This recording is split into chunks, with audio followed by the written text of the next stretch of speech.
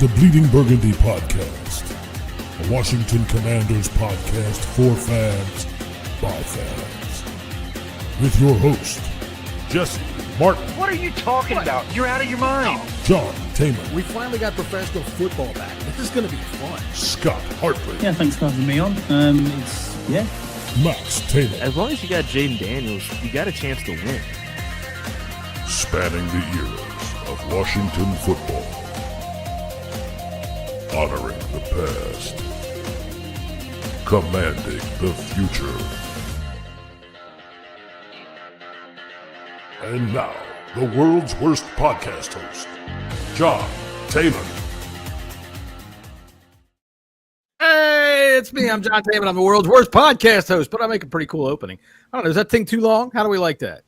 We all right with that? It looks professional, and then you come to us. Imagine that. Well, I am a professional when it comes to that. But when it comes to this, you get what you get. Hey, man, it's Friday afternoon. We're in week 2 of Commanders training camp. We had a football game last night. How much of it did y'all watch? How much of the game was? I actually watched more of it last night than I've watched in years. But we'll get to that in a minute. First, I want to talk to my friend over here from Southeastern Virginia, Jessy Martin. How was your week this week? Looks like you got a new camera. I don't have a new camera. I don't know what's going on with it, but looks like I have like blush on it. You know, the makeup artists before just put a little bit too much on. You know, so seriously, Kim needs to get. She's got to go. It says what I've got here on my notes. It says here that you were thrown out of the Future Farmers of America for using a milking machine in an obscene manner. Is that something you want to talk about? Probably. You know, we won't go there. No. Okay. Well, we're just telling stories about our youth here. All right. And as usual, down here on the bottom right, from the Royal Port of Barrow in the United Kingdom, Scotty Hartley.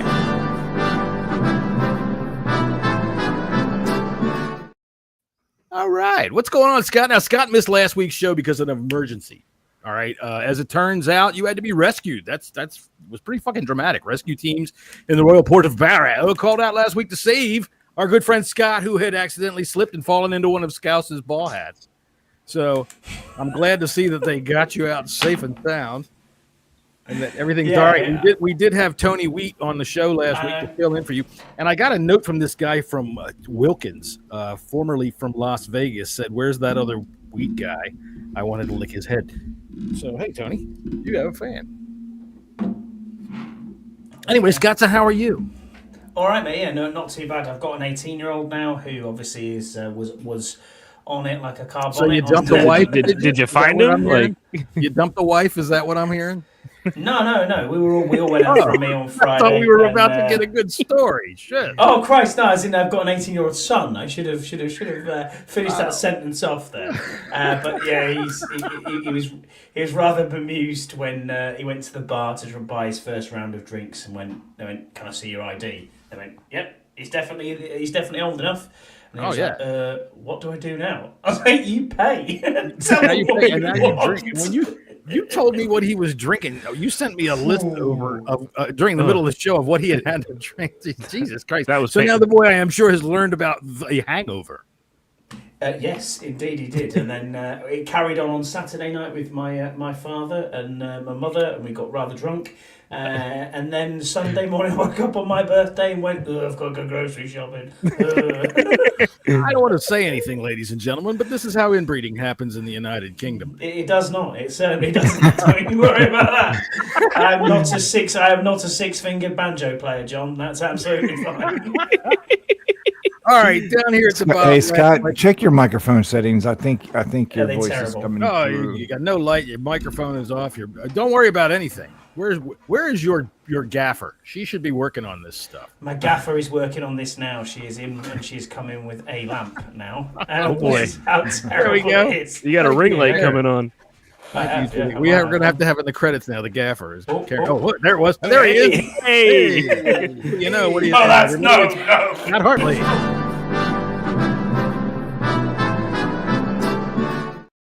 All right, enough out of you. It's still preseason. Right. Yeah, I know. All right, so and down here on the bottom left, of course, is Max Taman. How are we doing, guys? I'm all right, but your music's not playing. Where's the music? Oh, there it is. Oh, there it is. Hey, it's Max's music. Oh, yeah, I forgot to play Jesse's music because, hey, it's preseason. There he is. All right, that's enough of that. All right, we've all been there before.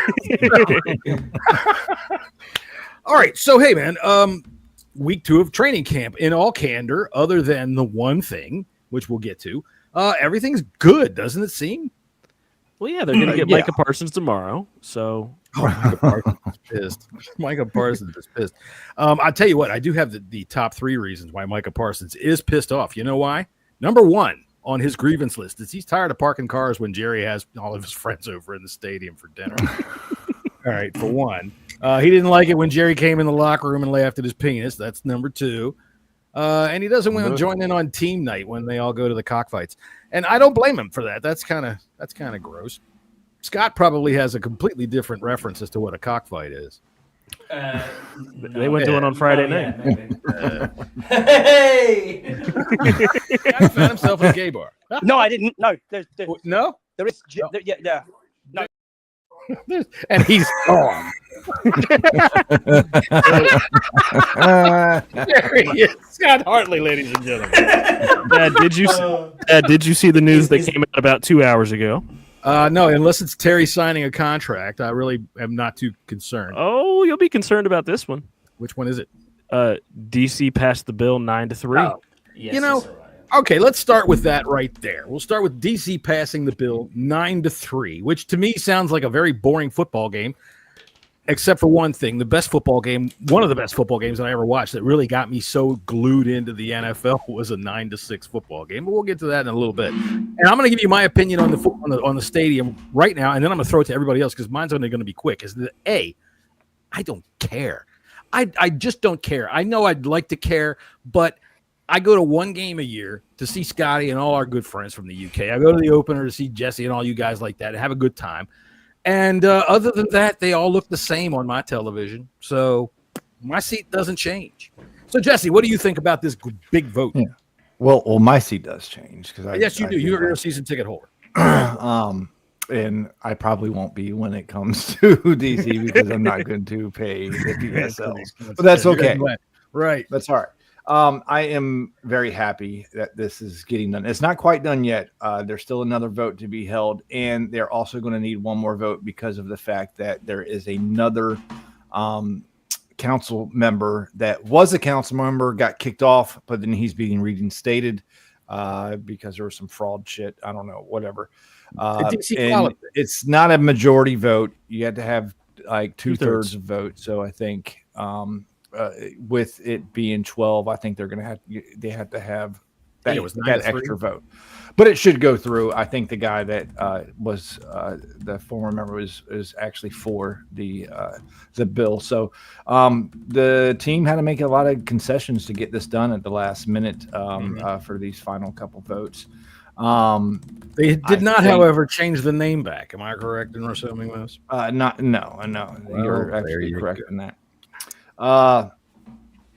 This is good for the city. This is good for the team. Yeah. We're going back home. I mean, that's the long and short of it. I'll tell you what, just for a second, I'll play a little devil's advocate on that about good for the city. And yes, economically, it's true. People-wise, I did work. I was an electrician once upon a time for a good long time. And part of my job at one point was to go into the neighborhoods that were right around that stadium there and do a lot of electrical work in the apartment developments that were around there. And people were so happy to see me because shit had been left to go bad. And I had no heart to say to them, the reason that I'm here is to fix your place up so they can kick you out. All right. So when they say they're going to create housing, they are, but it's not going to be for people that can actually afford to have to live there. There is some affordable housing that's going to go into this plan. I think that's really. I think that's the little encampment. That affordable housing means you have to make over $100,000 a year to be able to afford this fucking place. That's it. Only $100,000. But and right, reality speaking, that's pretty cheap for DC. But when it comes to it, say by that comment, real Max, because I said something very racist and bad right there. Boy. So what I meant by that is that in the coming future, when we are all serfs to the companies that we work for, you will have a campground in the basement of the stadium if you are a beer swiller or a beer runner in the stadium. Go ahead, Max. Well, I worry about the transport in and out of there. Does this mean DC is going to improve their metro system and like with longer hours. There's right money, there. Well, yeah, you there gotta is go money out. to go towards the metro, and the EDC metro is easy as hell to get around. Yeah, but if you And play a there's night stuff game, right there. yeah, but Yeah. if you play a night game, the metro shuts down at 10 o'clock. That's the They issue with the always Nats change game. does, but as the Nats, as the Caps, they Right. always keep it open for those Right. late games. Yeah, and I mean, considering how many NFL games are going to be in that kind of a situation, and if we get into the playoffs and we are playing night games like that, or wild card games or whatever, the city will be happy to do something like that.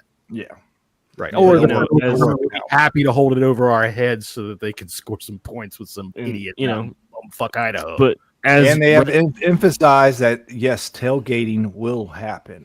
So, do you think they'll have to so- build a new bridge? Dad and I will be not a tailgating at traffic the Suitland Metro Station. What about it? That's where you and I will be tailgating. It's at the Suitland Metro Station. I'm not tailgating in Suitland, thank you very much. No, I went to high school in Suitland, and that'll be enough. All right, Yam says, I was just listening to the radio before you guys, and Nick Aldridge was there saying that one of the things they brought up was having to improve public transportation to or from RFK site. I'm okay with it. See, like I said, when they say that, federal funds are going to be, or tax money is going to be, what do you think pays for that kind of shit? Infrastructure is part of these deals, all right? So, large project, I don't care what it is. If it's a hotel going in downtown, tax money goes into it because they've got to bring it into the grid. They've got to do these kinds of things. So, as far as Metro goes, now who's ridden it recently? Now, Scott, this leaves you out, kind of. Sorry, you can associate with the tube, but I all right, rode it a Orange year line. ago. I know the Orange Line stops right there at Stadium Armory. Does the Silver and Blue Line connect right there too, I believe the or is it Silver one stop does. up? It's very close. Yeah. There's a couple. I think there's, if I remember correctly, there's two stops that are relatively close to the stadium. Maybe build a bigger platform. I can remember. Honestly, Yeah, they have I can talked remember about going to that. RFK RFK games there. And So There is Stadium money Armory allocated. Yeah, Stadium there's Armory money allocated is where the Silver Line stops as of right now. The Blue Line goes through it, and the Orange Line goes through it. all right, It is so a for hub. Scott G, That is a hub, but Yeah. it is. They are going to have to make it a little bit bigger, and that's fine. They've talked about that in the bill. You're 5 stops away from L'Enfant which is where everything comes together. So Yeah, that's the major hub right there. You can get on pretty much every line from L'Enfant.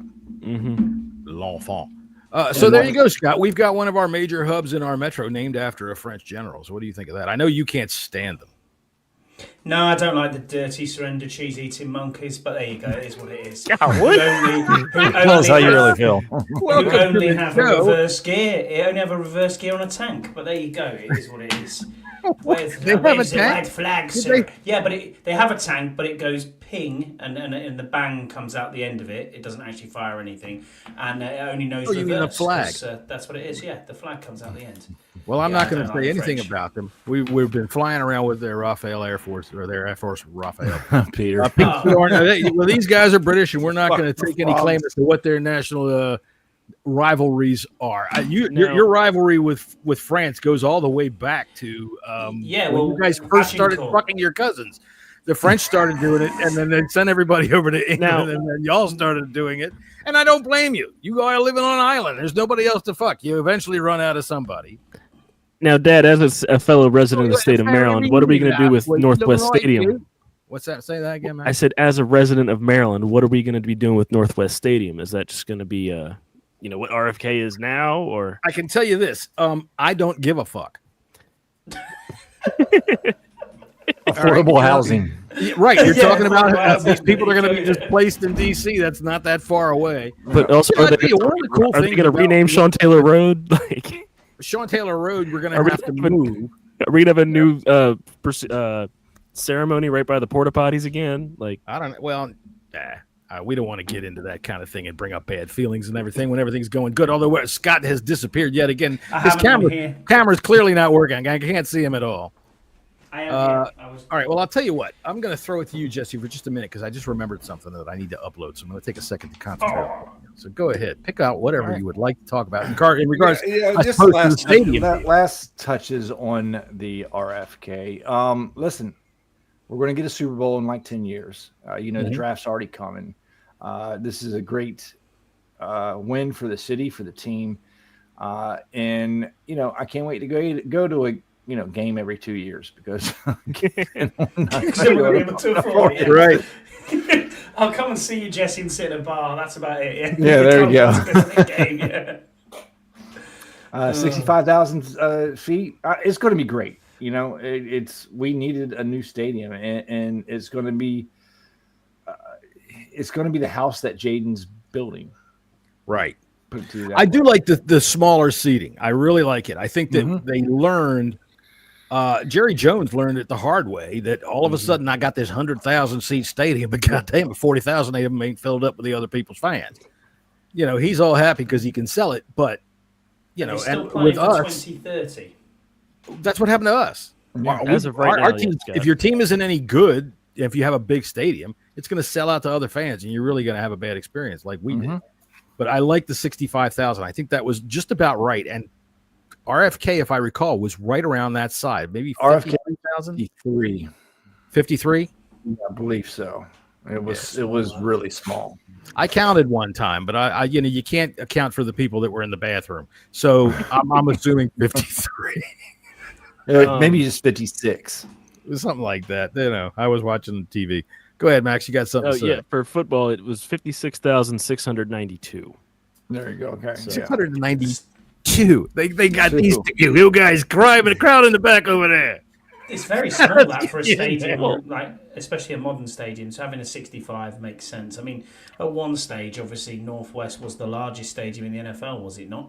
That when they built it, yeah. At the time, yeah. And production, at home production is so good. It's hard to sell out one of those bigger stadiums. I mean, right. Frankly, that's why they took. That's why they, other than the team sucking, but they took out. I think almost 30,000 seats. Yeah, they took out the whole couple of top at one time you could fit like 90,000. 90,000. Yeah. Well, because I remember, Go ahead. Because the last time I was up in the upper deck when I was at the Philly game, I was thinking about the last time I was up here, and the seats that I sat in don't exist anymore. Dude, I sat when Sean was a rookie. We played the Bengals. He intercepted a pass on the first drive. I think you might remember. He went up high, leg up in the air. He intercepted this pass. We're in 36, okay? I was in the top row back to the fence. This was a 4:00 game against Cincinnati. We lost. And I could see the Capitol. That's how high up I was. I have never been more cold in my life. It was so effing cold. The first game we were leaving, some asshole damn near ran me over and leaned out of his truck and said, "If your goddamn girl wasn't cute, I'd run you over." Fuck y'all. If you're watching this podcast, man, fuck you. Subscribe. Of course, my wife is now standing over there being cute. So, hi, baby. How you doing? By the way, like and subscribe if you want to see some hot pictures of. Never mind, we're not going there. But like and subscribe to the podcast because it's fun and fuck it, football's coming up. You got nothing better to do, and we'll show you things like this.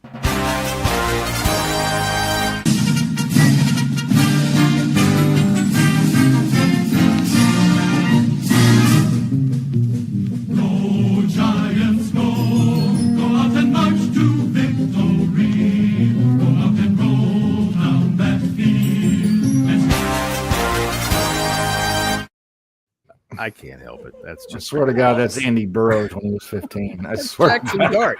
I can't help it. That's Jackson Dart. It's Jackson Dart. Yeah. It sure is. Okay, so back to football and back to training camp. Yes, Micah Parsons is fucking pissed. So when I look at our Terry McLaurin situation, which I guess we'll jump into now if we're going to talk about Micah Parsons as well. Micah Parsons truly looks like a broken situation. I think Terry's situation is supposed to look like a broken situation, and they're trying to jumpstart things. But we'll that's where I'm going to start it off with. We'll start with you, Scott, right? Because you haven't had anything to say today. What do you think of where we are right now in terms of Terry McLaurin? We've heard some leaks to the media. Please go ahead. It's a difficult situation. I don't take any. I don't think the media is just talking because they want to write pages and fill headlines. I also think the same thing. Wait a minute. We're doing a podcast here, sir. This is serious fucking journalism. I think instead, yeah, exactly. I think with his supposed best mate as well, who's talking him up and doing this and doing that. I think that what's happened here is the agent has overplayed Terry's hand, and Terry's probably overplayed his hand as well. The only leverage he had left was to say, "I want a trade," and we don't have to grant him that trade. As unfortunate as it is, fans need to calm down now as well. Really, really calm down. I'm trying to be as objective as possible. There's so many people out there, fans of this team, who are saying pay him whatever he wants, pay him 30 million plus, pay him 33, 35. I'm sorry, we had a trial a couple weeks ago where you were saying exactly that, sir. No, we didn't say exactly that. I was Stop saying it right now. We'll call the judge back in here with his bathrobe on to tell us how wrong you are. I think 30 was about right. That's where we started the argument. Yeah, absolutely. Now, I still think that's about right. But what they have to do right now, especially with the news of Micah Parsons, is maybe AP needs to get Terry and say, listen, you ain't getting that money. It's just not going to happen. And he needs to maybe think more around the team and show the true leadership that he has done for the past 6 years. You know what I mean? And say, well, actually, if I think about the bigger picture here, we have other people to play. And that's what AP is doing as well. AP has his number and he's saying, no, I'm standing firm. Because this is the thing that fans aren't looking at. They're not looking at what does Tunsil's deal look like? What does Debo's deal look like? What does Lattimore's deal look like? Debo's is coming up next year, right? That's what I'm saying. We have to pay these players. Now, it's all good. It's all good to say, oh well, actually, we've only got 2 players who are on $20 million plus, but the salary cap isn't endless. We have to pay players. Not. Although it will go up. This goes down to Ron Rivera, unfortunately, drafting poorly and then having to sign 1 year veterans. Nice, what do you do? Nice, Ron. Nice, Ron. Thanks, Ron. Yeah, exactly. But I think we have to stand firm with AP at the moment and not let him get influenced by the fans, which he doesn't look like he's doing. Oh, he's not going to do that. But honest to God, the one thing that anybody should do in any of this negotiation is stop thinking that you have anything to do with it, for fuck's sake. For God's sake. And fucking hell, stop fucking messaging the Commanders account when they tweeted out about Terry's fucking number 52. Oh yeah, hey.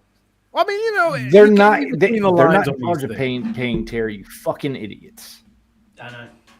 Well, and then it's like, who's lowballing who and who's doing that? No one knows. This is the issue, John. No one knows what's actually gone. Which is great. It's great not knowing. Yeah. We've been begging for this. We've been begging for this for years. I'm just saying we've been begging for this, adult in the room for a very, very long time. Nice, Ron. And now that we have it, people are turning against it. Oh yeah, because I think it's the most pathetic part of fandom when you do that, man. We got to let AP fucking work. Let him work, man. This is about the team. This isn't about one player. One player does not make your team whatsoever. Oh, I would completely. Tom Brady would like to talk with you about that because Bill Belichick won a pile of rings because he had one player. Quarterback aside, I'm talking about your quarterback can, as we saw last year, a good quarterback. It changes the whole landscape. However, it does, but we're not talking about a quarterback in a contract. We're talking about a wide receiver in a contract. Right. So here's what I'm going to tell you. Here's our quarterback, who we know, all right, or we're hoping is not a flash in the pan. It seems like he's not going to be a flash in the pan. But without Terry McLaurin, he has Debo Samuel. He has Noah Brown. He has KJ Osborne. He has, what's his name that we signed from the Cowboys off the retirement list? Michael Gallup. Michael Gallup. All right. Without Terry McLaurin there, this is not a good wide receiver room. All right. With Terry McLaurin, Debo Samuel, and then the rest, we have a nice wide receiver room. We have some options. We have some ability to be able to take defenses in a lot of different directions. But with Terry McLaurin out of there, we have Debo Samuel and we have tier 7 receivers. Period. Yeah. All right. Unless Jaylen Lane turns out to be, superstar. I mean, he's having a great camp. I wouldn't call Noah Brown a bottom tier I didn't say bottom tier. We're not at the 9th tier, but I wouldn't call Noah Brown anywhere near a bona fide number 2 wide receiver to go against a guy like Deebo Samuel, who, as far as we know, is I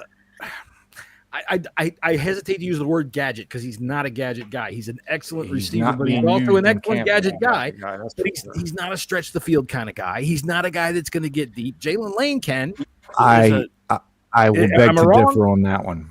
Please beg. Go right ahead. Drop on. Debo's been going deep all camp long. Okay, but we can tell you based off what we've seen in game though, because in shorts it's one thing, but in game, Deebo is a 25-yard and inside the numbers receiver his entire career. He's an excellent guy with the ball in his hands, 100%. All right, I'm not in any way disrespecting Deebo Samuel and what he can bring to this team, but if that's your number 1, okay. But when you go to say Noah Brown's your number 2, now I'm starting to go, okay, if I'm the defense, I'm not worried too much about Noah Brown. I'm really not. To make that argument, I'll take you just right up the fucking the road to Baltimore. What Lamar doesn't have a number 1. That's but he's got Derrick Henry for fuck's sake. Okay, hold on. A Hall of Famer up there. He's got you got Pat Mahomes doesn't have a number 1. Josh Allen doesn't have a number 1. Pat Mahomes has a right, but you're also talking about 3 of the best quarterbacks in the game.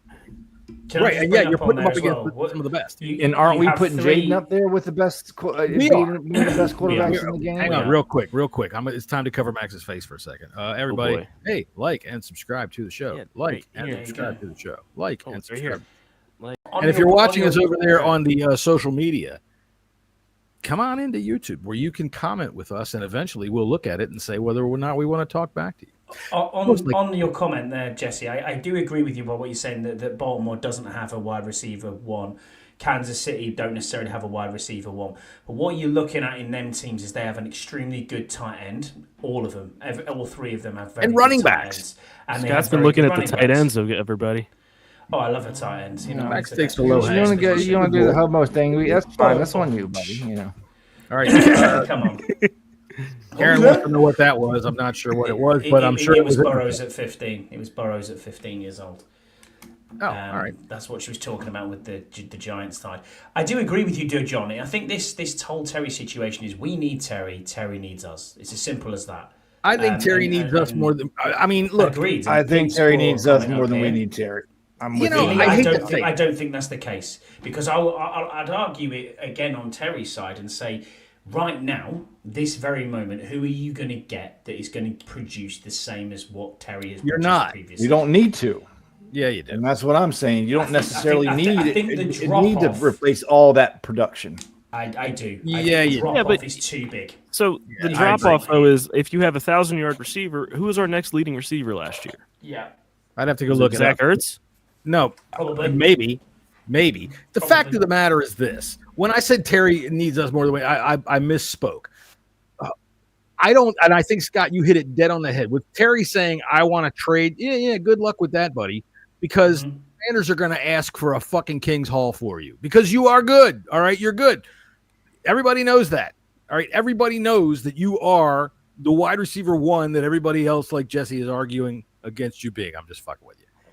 But nobody's paying up for something like that and then paying you. They're just not going to do it. So him saying this, I think Rick Snyder said it today, that this is just part of the script, right? It is. This is part of the script. And honestly, last week we asked about the panic level. I'm still very low when it comes to this. My bigger concern he's now. Still under contract. I'm still at 0. I think he's going to get a contract, but I think it's going to be done later this month. My biggest concern right now is that when these kinds of things tend to happen, they also tend to be followed by a hamstring pull or a quad pull or something that just the last time we had someone do something like this, it was Trent Williams who never showed up and then got traded for a 7th-round pick the next season. Well, let's be honest. He was growing an entire thing on the side of his head. Right. But what I mean is another person up there. It's the last 2 receivers that have requested a trade in the league was Deebo Samuel in 22 and T. Higgins. Both went back to their same teams. Ayuk requested a trade as well. There you go. That's all 3. That's exactly the point I was making. But so thank you, they all they did get their new contracts because all of them did get. They didn't just go back and play on the contract they had. They all got re-signed. They did. All right, Pete, our good buddy from Bristol, puts up Zach Ertz was the second leading receiver last year at 654 yards, according to ESPN, which is now going to ruin what remaining good NFL Network has left. But thank you anyway. No, they're going to ruin red zone. For that, Pete. That's really not unusual when you see something like that with a rookie quarterback. Having your tight end to be that integral part of the offense, I think, is not unusual. But still. Also, I have it up. So after Ertz, it was Zacchaeus and then Noah Brown. But I mean, Noah Brown was hurt for a good part.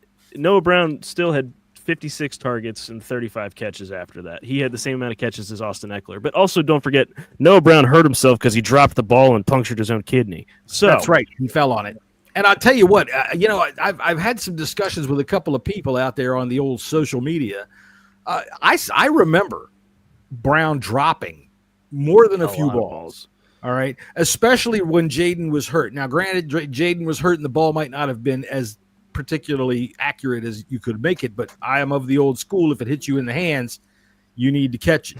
Right. I also remember. Yeah, Max, you know what I'm saying. I'm not going to say it. Calls every 2 seconds, but hey. No, I remember Jesse saying that McLaurin drops a ball when it brushes off of his fingertips. McLaurin has had a dropper too. He dropped some Sam Howell passes, but I'm going to say that the fact that he dropped some Sam Howell passes will one day be a bar bet where you can say, "Hey, who was a receiver that dropped a Sam Howell pass?" And people will have to think back as to how many Sam Howell passes there actually were, and there weren't too many. Okay, Witness, we appreciate you being here, but this is absolutely asinine. All right, yeah. Welcome, Witness, to be cursed out by Jesse.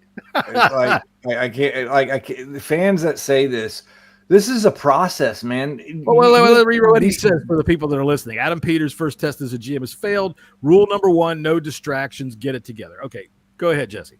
This is what teams do. They are doing the best for the actual team. The player is trying to do the best for the actual player itself.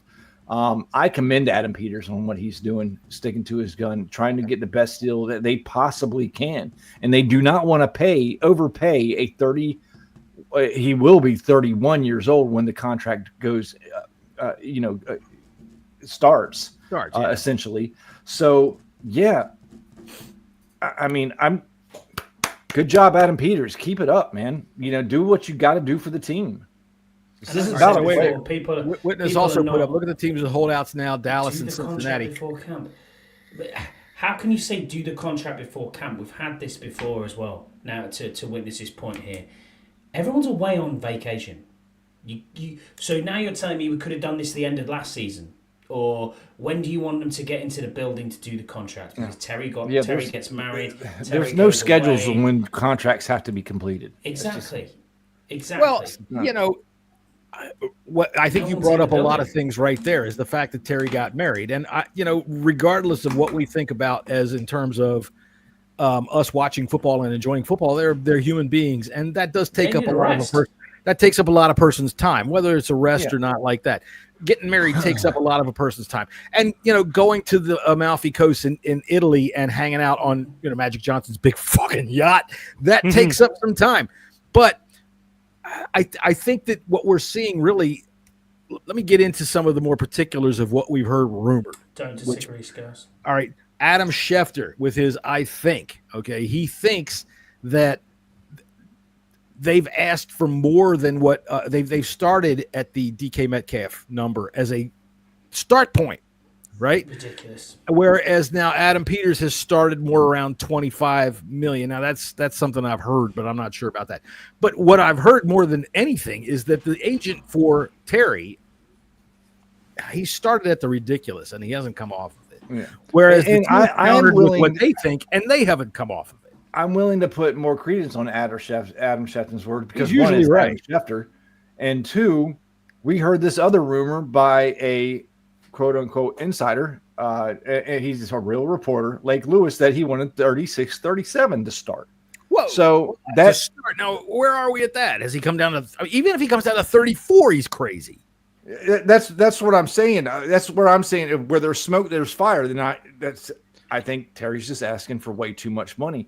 So if you take the average of the market value of 30-year-old wide receivers. Let's take Mike Evans. Let's take Sutton. Let's take Sedorn just said. So I'm not saying Terry should make that much. I think he should make more. You got to find that happy medium somewhere. And I think 27, 28, in between that 27 and 29 is that spot. In the latest report I heard, it was today or yesterday, is that they were offering 27. All right. I think 27 is fair. Now, I know I argued in our trial for 30, but at the same point, what I said, I had a good discussion with our good friend and from the Midwest, Scott G today about the negotiation process and this agent, Buddy Baker, is that his name? Yeah. All right. So, I did start at 30. All right. But one thing that I reject across pretty much all platforms, whether it's sports or anything else, is this notion that once you say one thing, you have to stand on that forever. All right. True. Nothing changes. Okay. So when things change, one of the things that I think is that, yes, Terry, through his agent, whoever's fault it is, has overvalued. He overbid. All right. So if that's the case, if you've overvalued that much, if they're $10 million apart, all right, if he's asking 34 and Adam's telling you 25, that's $9 million apart. That's crazy. Should be able to meet in the middle. You got to come down. You can't just stand on that and say, I'm doing you the best service that I can. As an agent, your job, yes, is who the fuck is running water? As an agent, your best job, your job is to go ahead and get the best deal for your client that you can. But if you're not, God, he's taking a piss in a bottle. It sounds like you're taking a piss, Scott. He's taking a soldier's piss. All right, here, he's going to give it to Karen to take away. All right, I don't know if that's true or not, but I'm going to go with that. No, I understand what your point. The agent, right? You've got to come back and say to him, okay, at some point you got to get reasonable. All right, and the team has to be reasonable too. If they undervalue him, they've got to be willing to come off of that. Right. But I think it is on the player who has to realize that you don't have the cards, dude. You just don't. Yeah. As much as I love it, as much as I just played his last leverage by demanding it. That was it, and there's nobody going to pay what the Commanders are going to ask. Now, what would you ask minimum for Terry McLaurin? What would you ask, or would you get? Yeah, what would you ask minimum if you're Adam Peters? At this point, a second and a fifth. Like that's probably that's cheap for Terry. That's McLaurin. probably what you're going to get, though. You're not going to get that. I don't think you're going to get more than the third. All right, so I agree. In other words, the Commanders aren't going to do it. Right? They're not going to do that. Yeah, no. Right? And at any point, I mean, what's Terry going to do? Sit out and then not accrue a year, and they're going to be back. He's going to sit out the season. I don't see that. Yeah, he might just sit out camp. No, Max is 100% right. He's played his last leverage.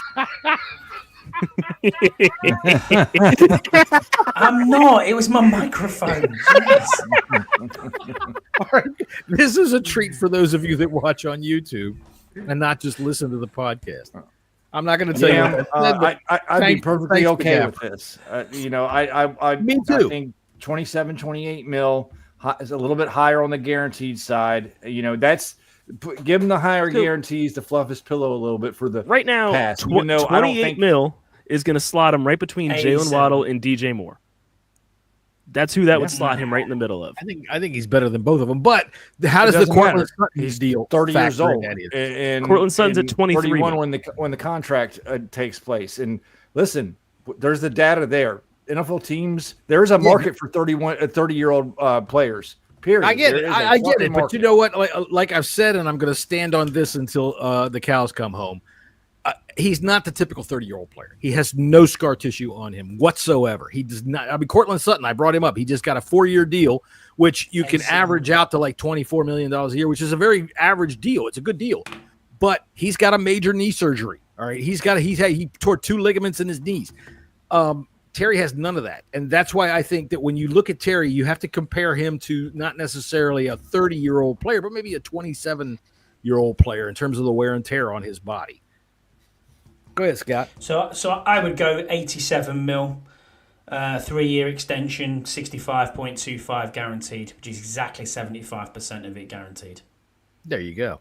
Yeah, And his it's last 20, and it works contract out. has And zero it works out to do be with 20, his 25. Scouts.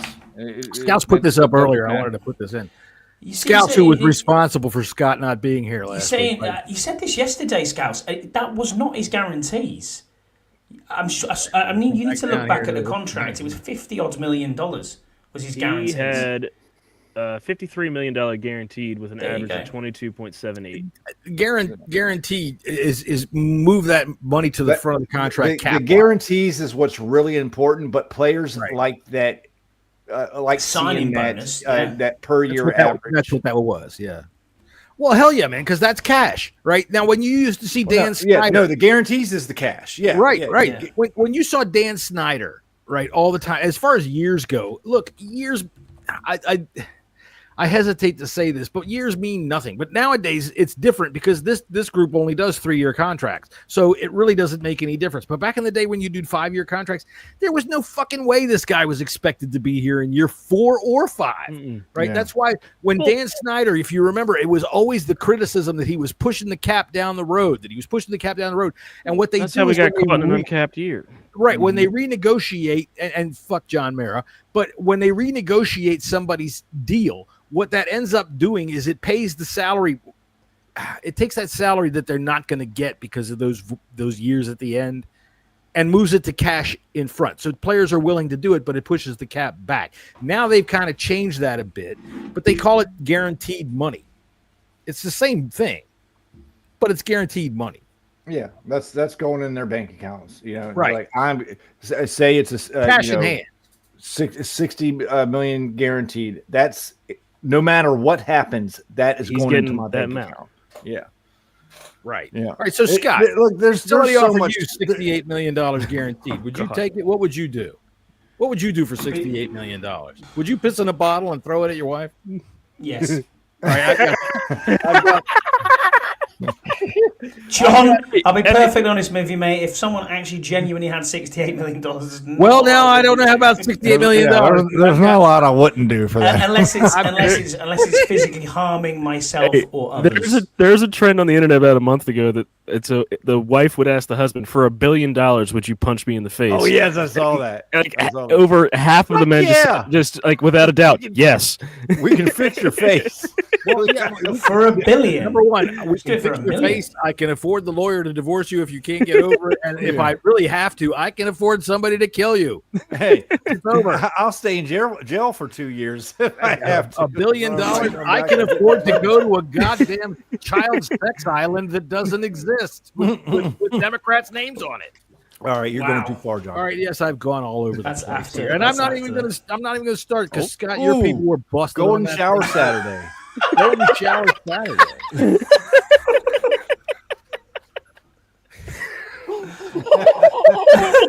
This is the After Dark podcast, Karen. You have to be a Patreon member to subscribe to that. Is that why whenever we have our pick show during the season, Scott's hair is a little bit wet and coiffed? Yeah, it's called Only. We don't have OnlyFans. We have Only Pans. It's different.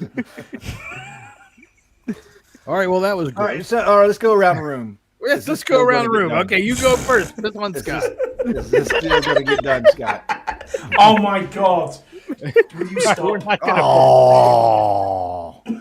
That's soggy biscuit. The rails here. Oh my! I like wow. That's off the rails. If anyone in the people in the UK will know what that is, I'm not sure if you of stateside will know what that is. What's great is after we hit end and Scott has to leave the room, his wife's just gonna be sitting there just staring at him. Facts. Scott's having soggy biscuit for dinner tonight. In terms of training camp, everything else is good news. Everything I'm seeing is good stuff. But before we move on to Terry, I want to go around the room. All right. I'll start with Scott. Is a deal going to get done, or we got two options, and these are only two options I see. Does a deal get done, or does Commanders make Terry play out his deal and have the option of franchising him in 2026? Scott, I'll start with you. A deal gets done, no doubt about it. Max? Let me calculate what the franchise tag would be real quick. So it would be 31.5. That's not true. I think I'm pretty sure it is. That was from next season. So like 30. okay, hang on, because the franchise tag is the top 5 average, right? That's not everybody's getting this wrong. And the guy from Joe Corey explained it. It's not necessarily the average. He explained it, and he said that it's going to be about $31.5 million next year. Well, in that case, the deal's getting done. But I always thought it was the top 5. Yeah, a lot of people. I thought so too for the longest time. It's something about there's a certain number has to take place, and then there's like cap allocations, some shit like that, and it comes out to. It's a weird fucking formula that they do. I'll find it. I gotta tell you, ever since they allowed these fucking geeks into football, everything's been fucked up. I can't help it while you guys talk. Go ahead. Because they said the franchise tag this year, and this was today or yesterday they were talking about it. The franchise tag this year would be $28 million. Next year it will probably be like $31.5 million, something like that. Okay, but we don't really have any kind of barometer of how much the cap will go up. However, anybody who's a betting man that bets the cap is going to go down is a moron. It's always going to go up. And I think that $31.5 million being the franchise tag next year isn't really, I think, all that scary to them at this moment. And I think that they would rather play hardball. If they're going to get a deal done, I think that they're going to settle in around the $28 million mark at maybe a 3-year deal at the most. And that's what I think 28, 29, something like that. I can see that. That's, Terry might want to put his foot down and say, fuck it. He has. It seems like he has. I'm going to play out this year and try to get out next year. That's what it seems like he's done, or at least that's what it seems like he's threatening. Now, the question would be, is he going to come in after camp? Is he going to play week 1? I mean, how long is this holdout expected to last? Is it just some kind of a show to say, okay, you either pay me now or I'm gone next year, and he's going to play the season? Or what's he going to do? Is he going to hold out the season? He's under contract. I'll say this. I don't think, but I said this before about I didn't think Terry. You don't think? I personally hold out. Said that but I don't think I've proven it. I believe. I don't think Terry's going to hold out the season. I don't think he's going to miss any games unless there's injury. He's not going to miss at this age. He can't miss a credited year. He can't. Right? So, Jesse. Hey,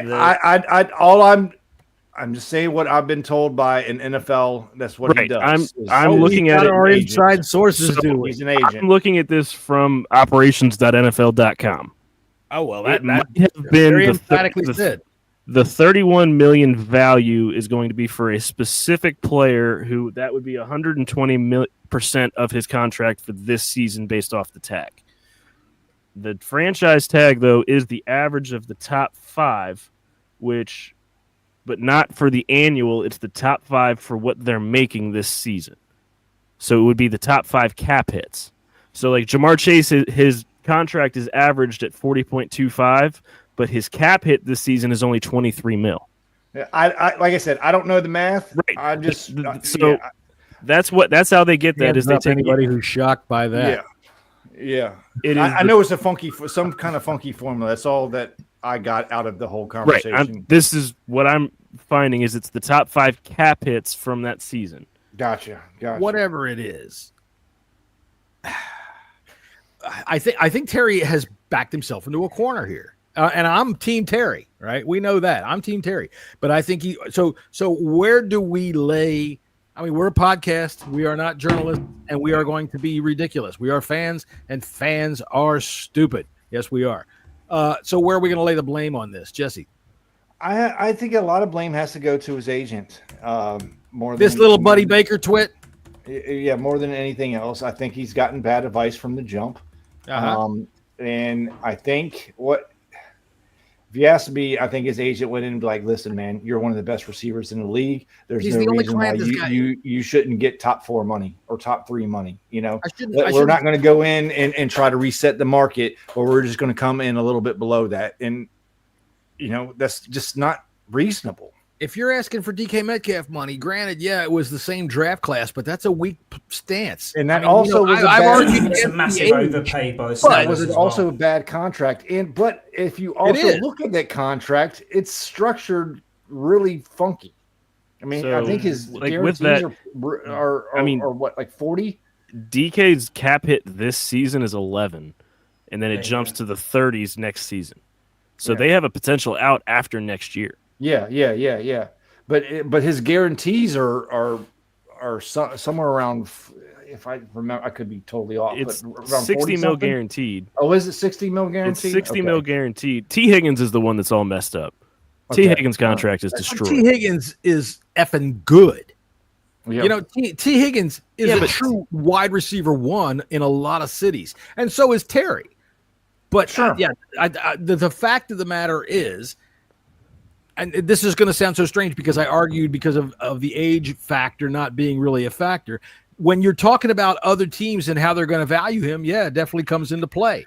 We know, and I think that Adam Peters should know. I would say this: the agent.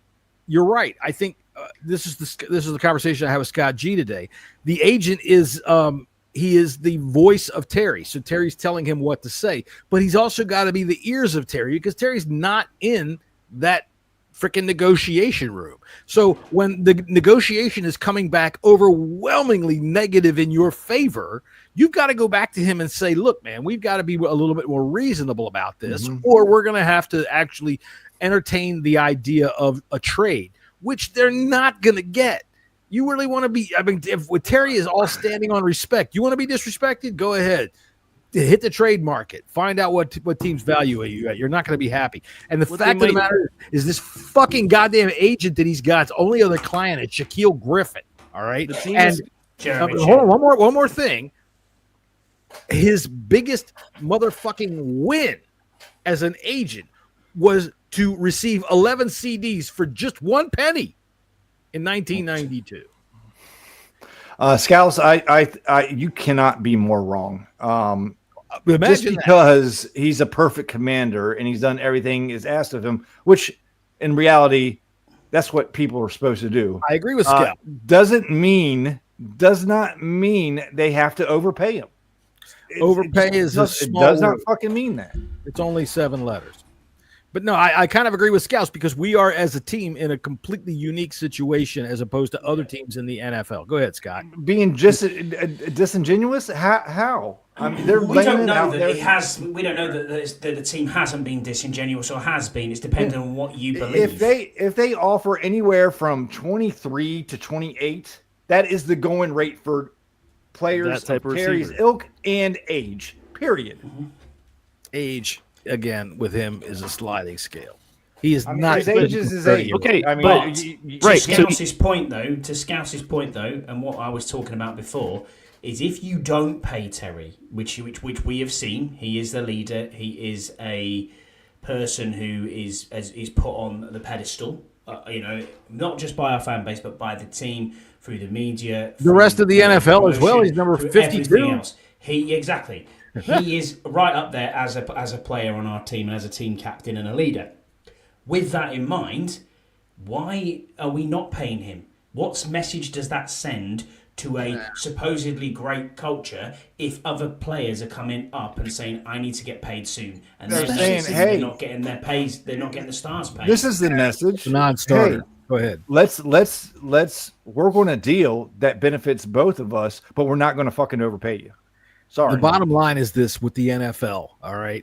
The team is going to go on without you, all right? And I don't mean that to say is, okay, we're going to get rid of you when we don't need to, like, if we lose Terry right now. But the fact of the matter is the usefulness of a player to the team is a very short window, all right?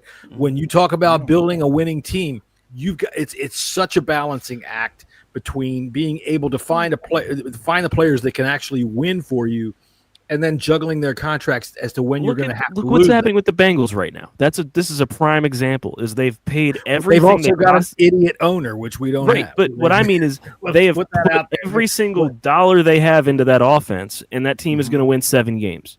Yeah, their defense. Yeah, Joe Burrow's going to throw for 50 points a game. I'll say this, and it's not going to be popular. Please, if Terry doesn't sign, if Terry doesn't sign, it's going to be on Terry. It's not going to be on the team. But the team's going to get Adam Peters is going to get blamed for it.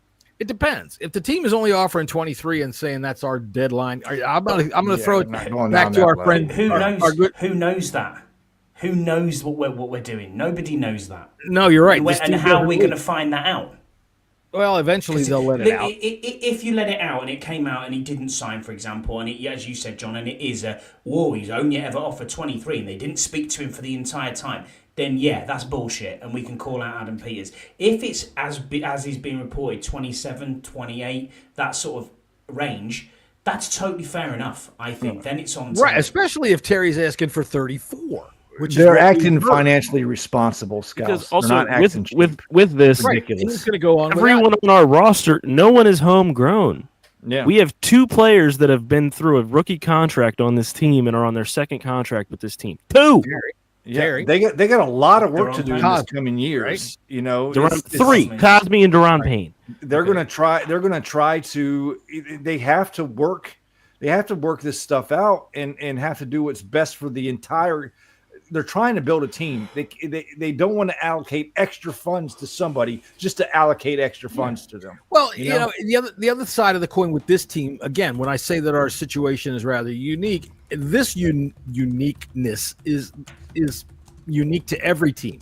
All right, we keep talking about the fact that Ron left us in such a bad situation in terms of draft picks and players that didn't work out. So that here, Nice, Ron. Thank you, Ron.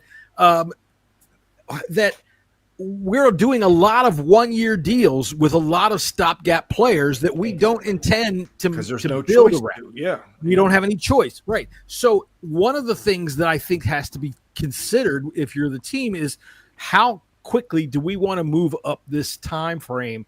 All right, Jayden, I mentioned this before. Without Terry McLaurin, his wide receiver room is Deebo Samuel and a bunch of shit. Well, I don't care what anybody wants to say about Noah Brown. There ain't nobody out there in the NFL that's afraid of Noah Brown. All right? Nobody. Okay? So how quickly do you want to move up the time frame of when you have to waste a draft pick, which we don't have many of again, on a wide receiver? Next year. We know what we have in Terry. He's not injured. I think a 3-year deal is perfect for him. And if 3 years, 28.5, let's fucking do it. Jesse, we finally have hit the mark and we fucking agree, because when we argued this as a court trial, and we had a good time for that. And by the way, thank you for everybody for watching. That's one of our one of our best shows in terms of numbers. We were arguing 30. Scotty and I were arguing 30. You were arguing about 26. But the idea of negotiation is that you meet in the middle, and 28.5 sounds just about right. Yeah. 3 years. Right? That's what I've been on all along. 28.5. 28.5. And I think that the art of a negotiation is you meet in the middle. not well, you gotta be flexible. Just because of the fact that that's how the negotiations go. Everybody's got to give some, you know. And if the art of the deal, though, Jesse, as well. Let's just say Terry started at 33.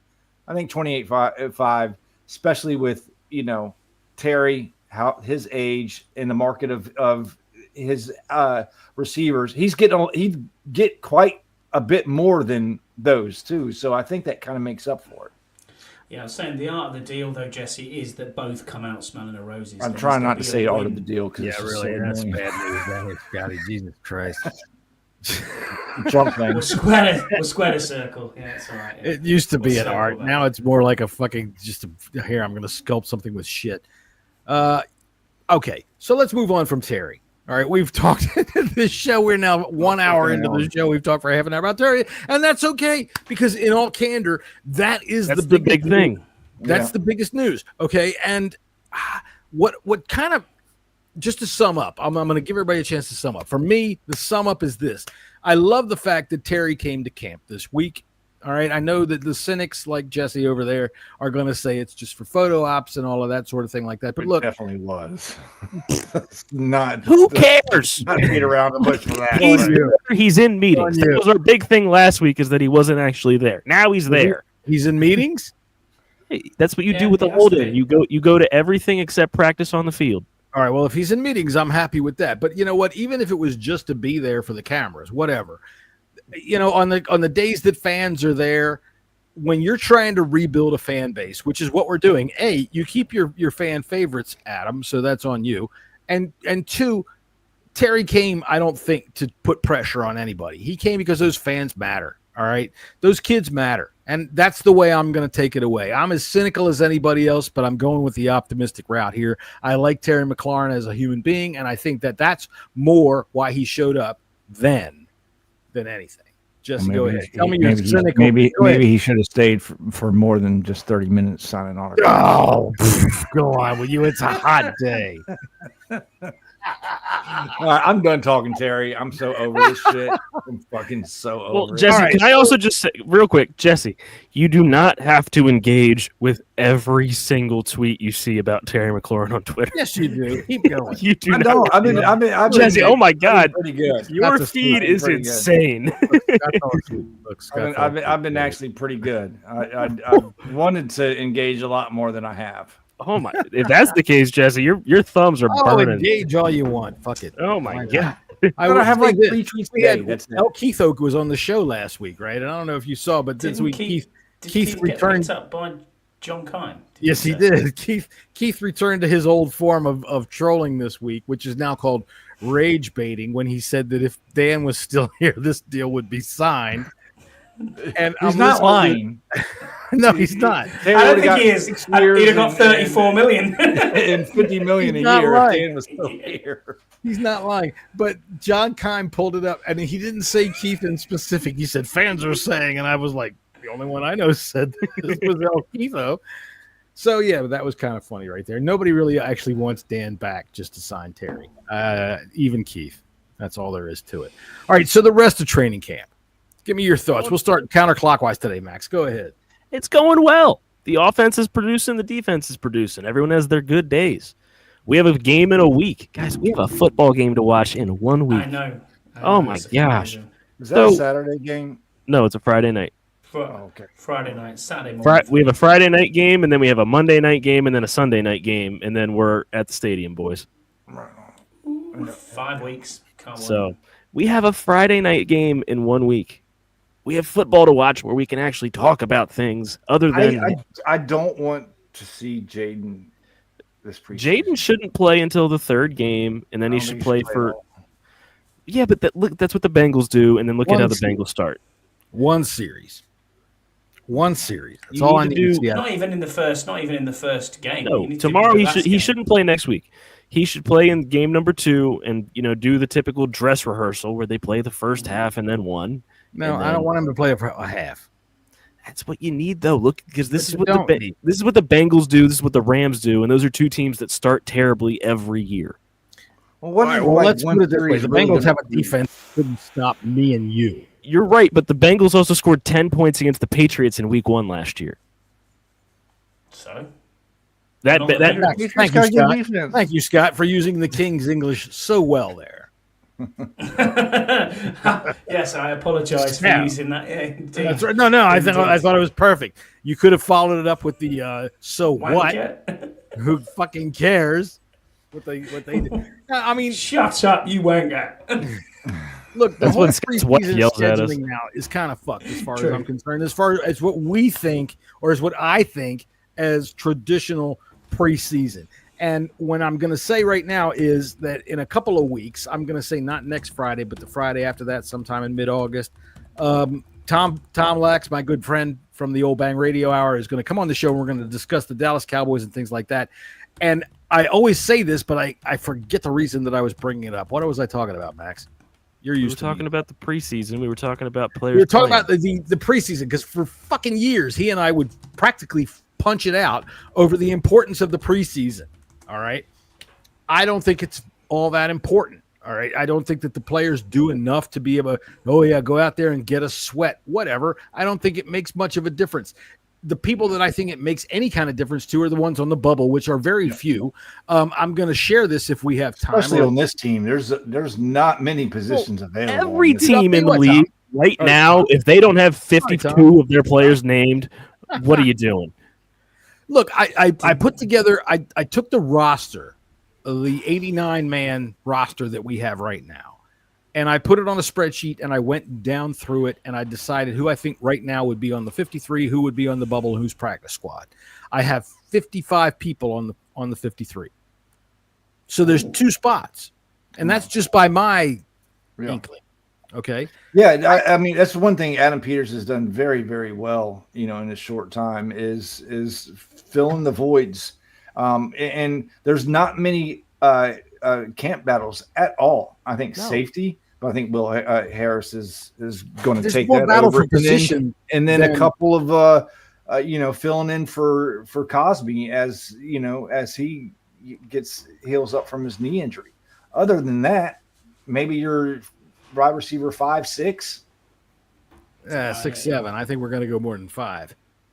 Well, I'm talking about battling for that right there. Yeah, right. Who's going to be? You want to keep 6 wideouts, but I think they are. It depends on. I mean, how many running backs are they going to keep now that Bill is looking pretty good. Bill's looking really good. In fact, honestly, so is Jaylen Lane. If you're looking at running backs, do you guys think that Rodriguez again is on the outside looking in? Absolutely. Yes. I think I like Rodriguez. I like Rodriguez a lot, and I know a lot of people have looked at Rodriguez's output late in games and said, wow, why isn't this guy our starter? Well, it's because what he's doing is late in games. All right. Brian Robinson, who everybody hates right now, even though he doesn't have any vision, those runs that are 3 yards up the middle, a cloud of dust, they take a toll. All right. And by the time we are either trying to protect the lead or move the ball, when Rodriguez comes in, he runs violent. He runs hard. And by the fourth quarter, that defense is tired of getting run into by Robinson. You look at the running backs, and it's really going to be McNichols or Rodriguez. That's going to be running back. You know who I say is my surprise cut, right? No, we haven't talked about this. Yes, we have. You and I have not, because whenever I call you to talk about football, you say, you talk to me on the show, and then you hang the phone up. Well, because you're not on the show lately. You've been hanging out in Coldplay concerts and things like that. You're right. I missed one show. You know who I've said is my surprise cut? Now that you've got all kinds of vapor in your lungs? What's that? Austin Eckler is my surprise cut. No way. Not happening. Austin Eckler is my surprise cut right now. Right now, I don't have him cut right now. Like I said, I've got 55 of the 53 taken. They got him and Debo starting kick return right now. Correct. I think that that might be a way on for McCaffrey. He's probably going to get cut. I like Igbenogamy has been having a decent camp. He's been having a decent camp. You're right, but his spot just got taken by a rookie. He was the nickel back last year. Noah is staying in. Who's the rookie that took his spot? Trey Amos just got Trey that. Amos is going to be starting. Outside. He's starting. That's what I'm saying. Noah and Jonathan Jones are going to be the backup cornerback. That's what I'm saying. Right. Right. I think your starting 3 are going to be Lattimore, Lattimore, Mikey in the slot. But what I'm saying is, from last season's team when Igbo was starting in the slot, he's going to keep his job. He'll be on the roster. He'll be on the 50. Yeah, he'll be a backup. I would be shocked if Eckler was cut. I would not be shocked if Igbo gets cut. Eckler is a sneeze away from another concussion. I'm sorry, but I like what he brings, but you cannot count on the guy.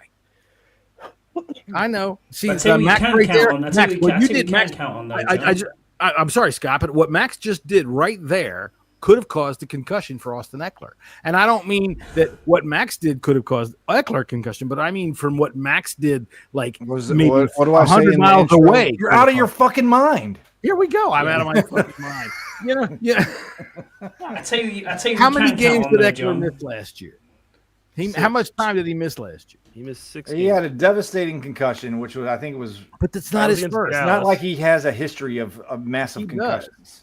Not massive concussions. I mean, how many times does a guy get a fucking history of amputation? It doesn't happen very often. Yeah, but a concussion, I don't buy it for 1 second that Eckler's. I'm telling you what. Right now, if I'm looking at running back, I'm looking at Brian Robinson, Bill, McNichols, and those are my starting 3. Yeah, I'll buy you. Those are the 3 on the roster. I still think Bill has. I'll buy you a beer for every quarter. I will buy you a beer at every quarter. He's my ride. Don't do him that. Don't do that. Every quarter that. Wait. Let me hear the rest of this. What? If Eckler is cut, I will buy you a beer in every quarter at the game. Looks like I'm driving home. That Eckler doesn't play for the Commanders. No.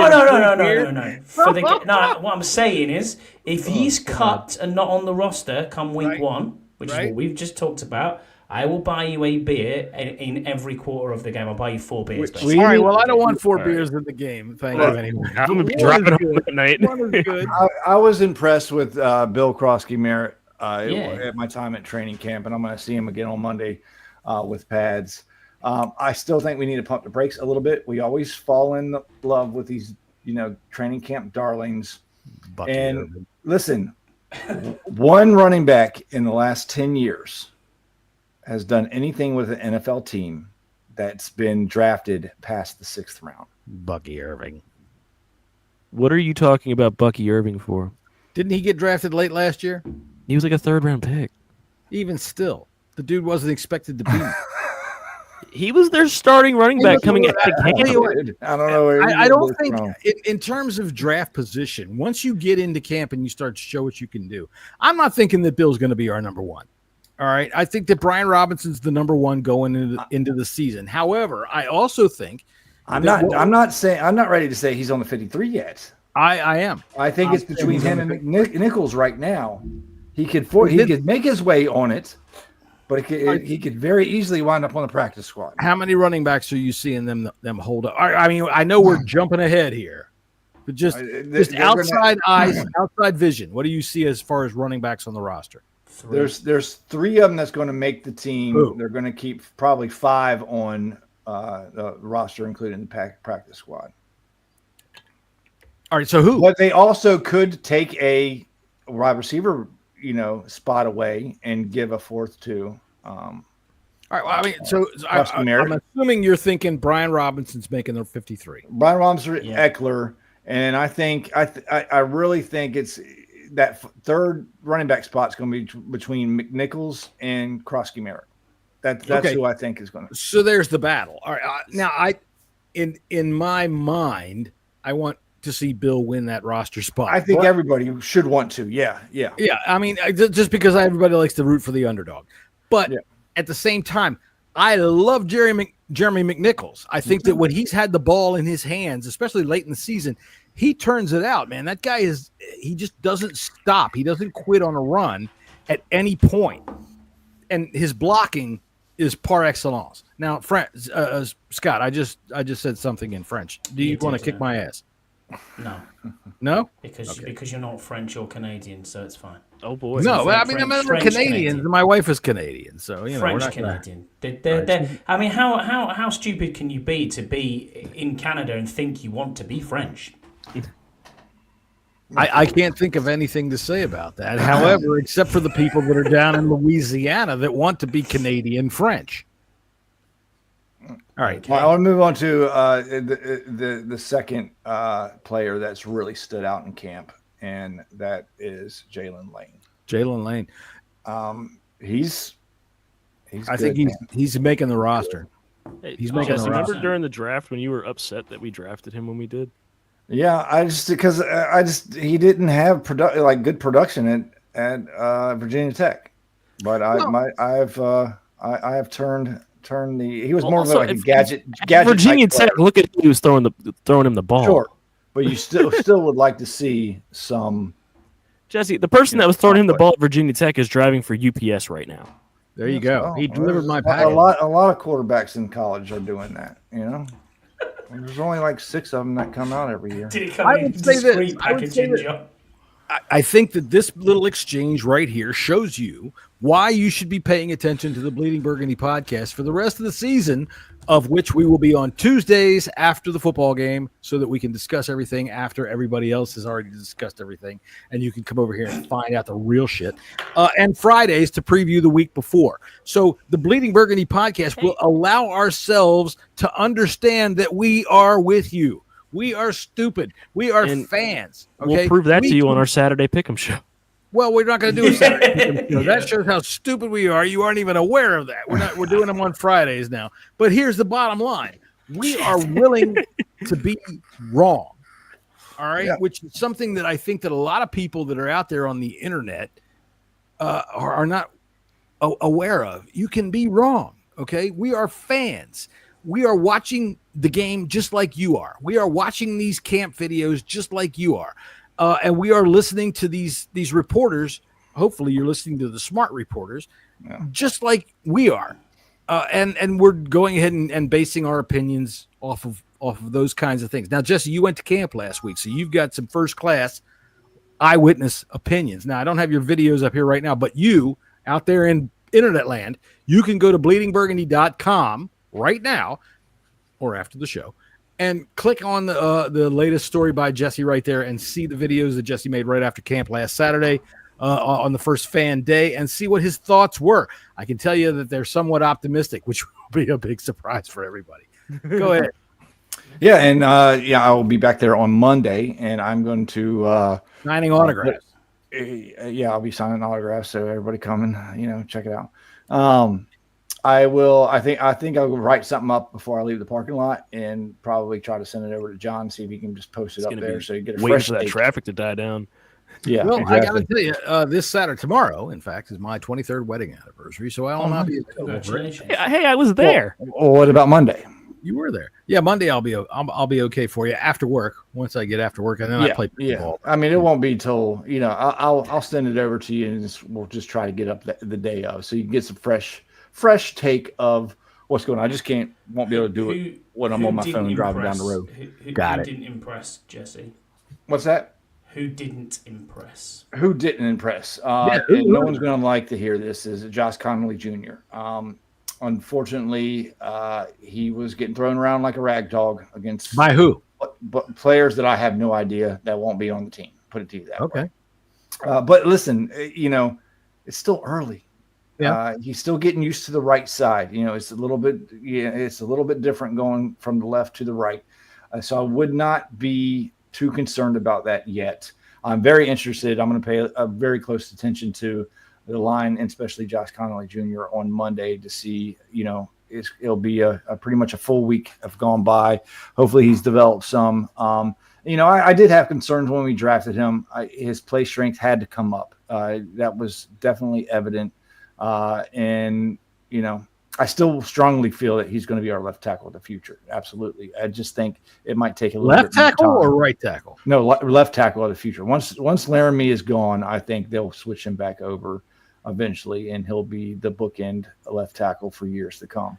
Well, how long do you see Laramie being here then? They could re-sign him for another 2 years. Laramie's getting up there in age too. I mean, he's 31, right? Yeah. Is he? Yeah, I think so. So don't forget, I don't see them signing him for a 4 or 5 year deal. Trent's 37. This is Trent. This is gonna be Trent's 15th year in the league this year. Right. I mean, as long as you stay healthy, these guys can play for a lot longer than very well could. But never forget, the matter is Laramie's been on multiple teams. We're his third team. Yeah. And I mean, he was only on the Dolphins for a little while. The Dolphins went stupid right after he got drafted and traded away him. They traded away, what was that wide receiver's name, Max? Kenny Stills. He was involved with. Kenny Stills and they traded both of them away, and they traded away the safety to Pittsburgh. What's his name? Oh fuck. Well, they traded Minka after week 1. Right, because all of that happened right around the same time. Right, but remember they played week 1 against Baltimore when Lamar went stupid crazy, and then everyone on Miami started requesting trades. Don't forget that. The Dolphins. The Dolphins in 2019, that's when they were tanking bad. Right. So Tetzel, in my opinion, has been on 2 teams. He was on the Dolphins, but he was only there long enough for... Well, he was there for 4 years. He had a pit stop there, didn't he? Okay, so that's a pit stop. He was in Miami. I'm sorry, 3 years Miami, and then he was in Houston since 2019. All right. Well, I'll tell you what. I'm going to bring this up real quick. There is one rookie that's catching my eye. He's a walk-on over on the camp, and it's this guy Deuce Red Zone in the lab. And I don't know if you've seen any of his video or not, but here he is right here working through some of the things at camp.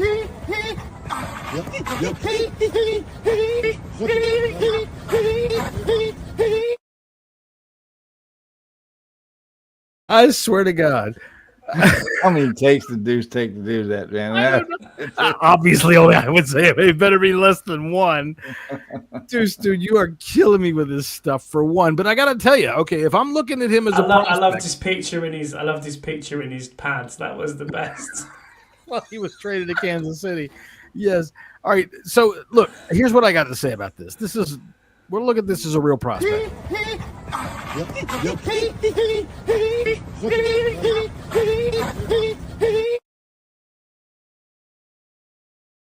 For one, I don't understand all the he. What the he is one thing, and two, dude, your footwork's all over the place. You missed every single one of those targets. I don't know what it is that's about you, but you're going to have to get a little bit more in before you can try to compete for an NFL team. I would suggest maybe the WNFL. They could probably look for somebody like they can pull as a guard. Now, I did have a video of you pulling out in front of Jayden Daniels, but dude, you look like a Lilliputian. You look like a little teeny little dude out in front of him. And there's other plays where I would talk about your footwork, but I can't see your feet. So I think that this guy. What do you think, Jesse? I think this guy has a little bit more work to do before he can break into the NFL. Yeah. I think he should train with Josh Connolly Jr. Maybe they'll Practice squad come for up sure. together. All right. So next week we will be back with a little bit more training camp. Are we going early on Friday? Because there's a game Friday night, gentlemen. At 7 o'clock, right? It's 8 o'clock. 8 o'clock. Well, we'll be done long before that. I just wanted to know. Well, look at the clock. What time is it right now? It's 6:53, which means I think that's plenty of time for even people like Scott G to go ahead and make himself a hungry man dinner. Oh, I'm sorry. Be ready with a couple of Salisbury steaks to be able to watch the game by 8 o'clock. Hey, don't be hating on Salisbury steaks. I'm not saying anything about Salisbury steaks because I don't believe that they're steaks or from Salisbury. I don't know what they are. But we're going to go ahead and stop right there. Look, I'll tell you, this may seem like a goofy ass show. We had a lot of talk about Terry today because that is the only news to talk about. Everything else is really good. Jayden Daniels throwing guys out of the huddle for false starting. Scott, what do you think of that? Yeah, I thought it was pretty good. Good. Yeah, that's leadership. I think it's good leadership, yeah. I think it's leadership. So, one thing that I've always maintained, and I told Jesse, I said, watch, when things are good, it's not as easy to have as much fun because there isn't as much to talk about. Am I wrong? We got through an hour and 20 minutes, so I think. Oh, yeah. Thanks to Terry for taking things up. Right, so that we had something to talk about. Hopefully, here soon, all we're going to have to talk about is good things. Terry McLaurin, let's hope you sign your contract before the end of the month. And get in there to play in week 1. And let's hope that while we are all sitting where we've got our seats, by the way, which are coming through very soon, we are not going to watch you have your first injury of the year because that's what happens to guys that hold out. So take that to the Scott, I want you to know if you hit me in the back of the head while we're sitting in our seats, I'm going to be very unhappy with you. Dude, he's not going to hit you in the back of your head. You're not crippled. You don't have a cane or a crutch or anything. He's going to be like, can you believe this fella? I've got my son with me anyway, so no, I've got to be on my best behaviour. Yeah, who's coming with you to the game? My son Josh. All right, who's coming with you on the trip? Just Josh? No. My wife is coming, and as is my daughter as well. So we're all going. Josh just has to remember he can't drink when he gets over here. Well, that's not much of a go to the bar kind of guy anyway. I'm just saying, even at the game, he can't go get a beer. He doesn't. Yeah, he can. He's 18.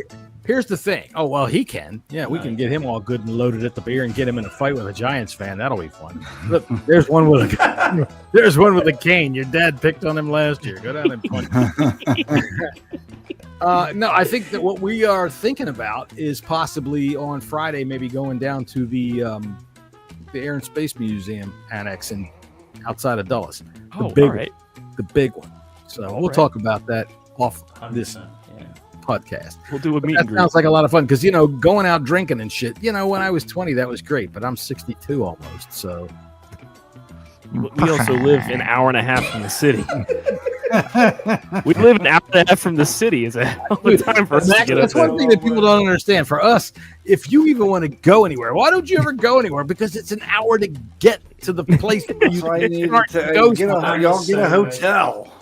Hotel No. schmo- I want to Again. sleep in my bed that's right over there. Right. For me, if I sat here, we could run a podcast on the shit that I have done. Here's the shit that I have done. One thing at a time, week after week. Oh, boy. So, yeah, I'm happy to be a fucking hermit now. Anyway, thanks to Gaffer Karen for making sure that Scott's camera didn't fall down for the entire show. Deserves We a will raise. see you all next week when we talk about week 3 and the first preseason Hey, game. week 1. Week 1 of the preseason.